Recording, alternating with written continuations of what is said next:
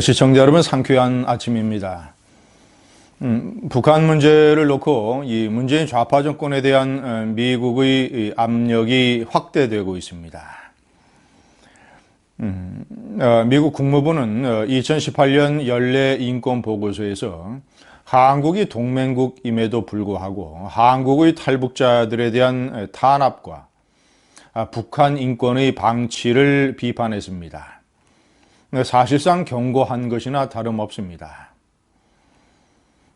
제가 오늘 옆에 사진에 위에는 김현희 씨 사진을 올렸고 밑에는 이 대북 전단 살포 운동을 하는 박상학 씨의 사진을 배치했습니다. 김현희 씨는 물론 탈북자는 아닙니다. 하지만 칼기 테러 사건 이후 전향해서 북한을 고발하는 소중한 활동을 해오고 있기 때문에 사실상 탈북자나 다름없습니다. 이런 김현희 씨에 대해서 노무현 정권 때 이 좌파 시민단체들과 좌파 카톨릭 신부들이 김현희 사건은 조작된 것이다라는 주장을 해서 문재인 정권이 거기에 맞장구를 치면서 노무현의 국정원이 과거 김현희 사건을 다시 들춰서 수사를 하는 기가 막힌 일이 벌어졌었습니다. 그래서 김현희 씨가 공개적으로 이 국정원이 개싸움을 벌이고 있다라고 비판을 한 적이 있습니다. 노무현 정권의 코드에 맞춰서 이 좌파 언론들은 방송사 카메라가 김현희 씨가 살고 있는 집에 들이닥쳐서 김현희 씨가 자식들을 데리고 피신하는 이런 일도 벌어졌습니다. 노무현의 국정원이 김현희 씨의 주소를 공개하지 않았다면 어떻게 그런 일이 가능했겠습니까? 제가 오늘 그래서 김현희, 박상학 두 사람의 사진을 여러분께 보여드리고 있습니다. 자, 제가 먼저 국무부 인권보고서에서 문재인 정권의 문제점을 어떻게 지적을 했는지 정확하게 읽어드리겠습니다. 네 가지를 간략하게 제가 말씀드리겠습니다. 평창 동계올림픽을 앞두고 한국 정부가 탈북자들과 접촉해서 북한 정부에 대한 비판을 보류해 달라고 요청했다는 보도가 있었다.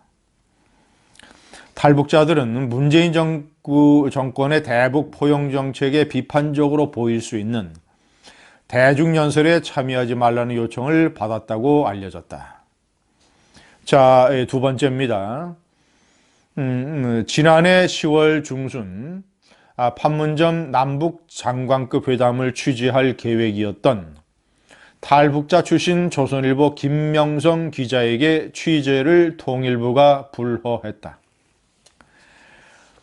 자, 3번.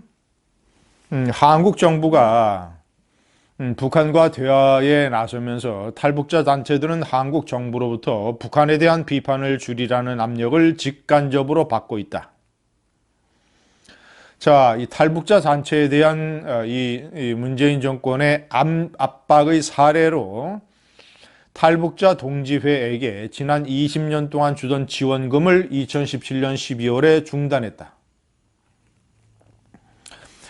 경찰은 이들 단체의 대북 전단 살포를 저지했다.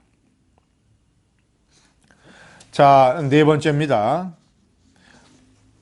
한국 정부가 2016년에 제정된 북한 인권법에 따른 북한 인권재단의 설립에 더딘 모습을 보였다. 자, 그리고 이 법에 따른 것이죠. 북한 인권국제협력대사 자리가 1년 이상 공석이다.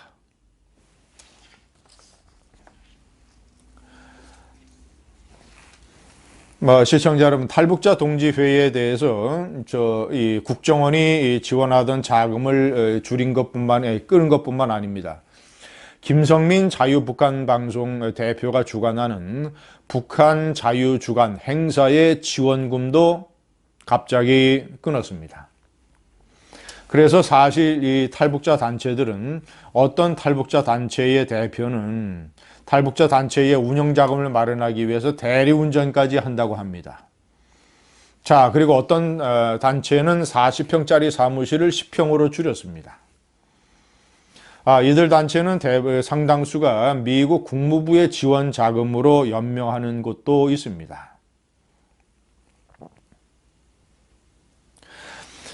시청자 여러분, 북한 인권법 문제는 이 문재인의 위성적인 이 성격을 보여주는 아주 대표적인 사례입니다. 북한 인권법은 지금의 자유한국당이 10년 전에 발의했는데 10년 동안 이에 응하지 않고 질질 끌다가 이제 대통령 선거를 2년 앞두고, 그때는 2년이었죠. 2016년 9월 최순실 사태가 터지기 한 달 전이죠. 이 문재인의 이 더불어민주당이 당시 야당이 이 북한 인권법에 합의를 해서 대통령 선거의 표를 겨냥한 것이죠. 그래서 10년 만에 통과가 됐습니다. 그런데 정작 북한 인권재단이라고 하는 것은 그때 당시에 야당, 민주당이 자신들이 추천하는 이사들을 내놓지 않아서 질질 끌다가 이제 정권이 바뀌고 문재인이 집권을 하니까 북한 인권재단을 사실상 없애버렸습니다. 그 준비하는 사무실을 폐쇄해버리고 직원들도 다 쫓아내버렸습니다. 북한 인권 협력 대사라고 하는 것은 국제적으로 이제 북한 인권의 증진 활동을 하는 자리인데, 박근혜 정권 때 임명됐던 이정훈 대사가 1년 임기를 마친 이후에 2017년 9월서부터 문재인 정권 하에서 텅 비어 있습니다. 후임자를 임명하지 않는 것입니다.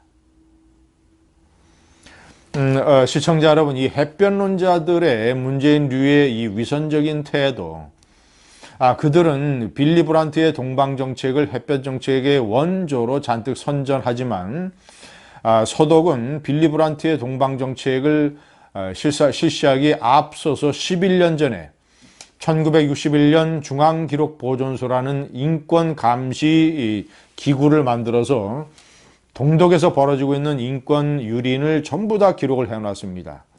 베를린 장벽을 탈출하려고 하는 사람들에게 사살 명령을 내린 사람들, 사살 명령을 집행한 사람들, 그리고 인권 탄압에 앞장섰던 고위 판사, 검사, 관리들. 그래서 독일 통일이 된 이후에 독일은 그 중앙기록 보존소에 있는 각종 자료를 바탕으로 해서 재판을 열어서 이 동독의 공산당, 이 사회주의 통일당의 정치국원 3분의 1을 법정에 세웠습니다. 이 서기장 호네커는 말할 것도 없이. 시청자 여러분, 탈북자들의 인권 문제뿐만이 아닙니다. 제가 어저께 동영상에서 말씀드렸던 벤츠 승용차. 문재인 대통령이 지난해 9월 평양 회담에 가서 김정은과 카 프레이드를 벌일 때 탔던 벤츠 승용차. 이 사진을, 문재인 대통령의 사진을 공개적으로 게재하면서 유엔의 안전보장이사회의 대북제재위원회는 국제적으로 문재인 대통령에게 경고했습니다. 여기에 이어서 대북제재위원회는 지난해 개성공단 개소식 때 사용을 했던, 개성공단의 설립을 위해서 남한에서 북한으로 이 문재인 정권이 가지고 갔던 340톤의 석유도 문제 삼았습니다.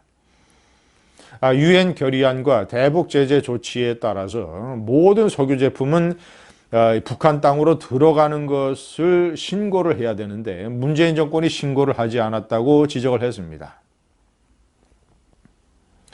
문재인 정권은 남북 교류 사업이기 때문에 신고의 의무가 없다라고 주장을 하고 있지만 유엔 안전보장이사회는 그렇게 해석하지 않았습니다. 이것은 신고를 해야 된다. 당신들은 신고하지 않았고 이렇게 신고를 빼먹는 일이 다시는 발생해서는 안 된다라고 명시를 하고 있습니다. 탈북자들의 인권 문제, 벤츠 승용차, 토요타 자동차, 이 렉서스 차량 문제, 문재인이가 백두산에 갈 때 탔던 차량이죠. 이 북한에게 이 반입이 금지된 사치 품목의 문제, 그리고 무조건 이전 신고를 해야 되는 석유 제품의 문제. 이 문재인 좌파 정권에 대한 미국과 국제사회의 압력이 날로 가중되고 있습니다. 감사합니다.